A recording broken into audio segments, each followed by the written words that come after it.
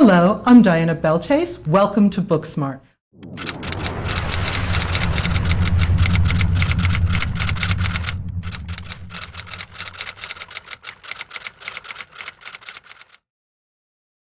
I'm thrilled today to be here with Jeff Markowitz, who is the author of Death and White Diamonds. Jeff, thanks for being here. It's my pleasure.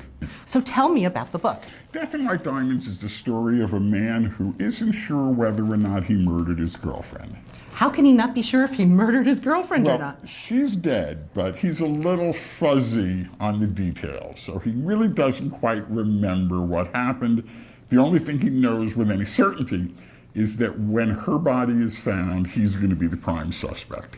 Oh, so what does he do then? He decides the smart thing to do would be to dispose of the body. That is never the smart thing to do. Exactly, and that is the story of the book, as he attempts in ever more unsuccessful ways to dispose of his late girlfriend. Oh boy, your books are always hysterical, so I'm sure this one is no exception. Is there a lot of humor in it? There better be. If folks who don't share my sense of humor tell me that they reach a point where, you can put a body through a table saw and a sausage grinder and shoot it out of a chum cannon, and as long as you get my sense of humor, those are some of my readers' favorite scenes. If you don't share my sense of humor, it's just nasty stuff.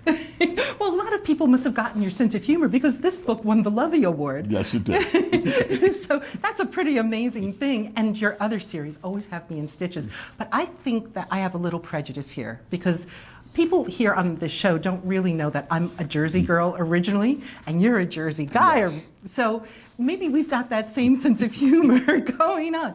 Tell me, what is it about Jersey that it makes it the butt of so many jokes? Well, I think that because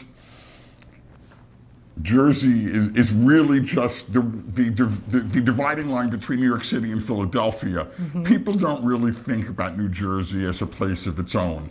And I wanted to write about the parts of New Jersey that people don't think of when they think of New Jersey. So I'm not writing about the turnpike and the oil refineries. I'm not talking about the crowded northeast corner of the state.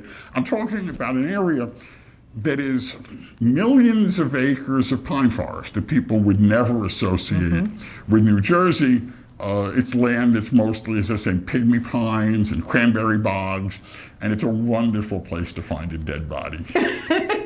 A cranberry bog especially. I just don't want to find any parts in my morning drink.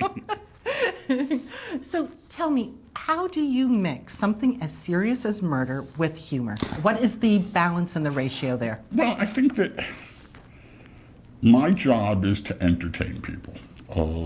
And when Death and White Diamonds first came out, the first piece of feedback that I got was from a woman who was on a gurney on her way into emergency surgery in a hospital, and as she was being wheeled out of her home on the gurney, grabbed a copy of the book so she could read it. So she's lying there on a gurney, waiting to be wheeled in for emergency surgery, and she's reading Death and White Diamonds. That is a compliment. So I guess it's okay to laugh.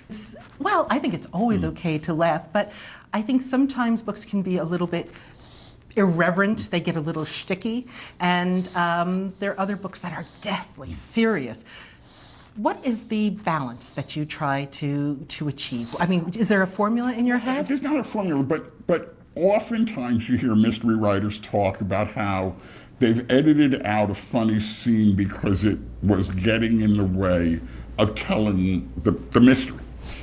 I'm almost the exact opposite. I'll edit out plot in order to be able to save a funny scene. Well, I'm grateful that you do, because when I get one of your books, my belly is sore from laughing, and your plots keep me up all night. So I'm really looking forward to reading Death and White Diamonds. Again, I'm here with Jeff Markowitz. I'm Diana Belchase, here for BookSmart.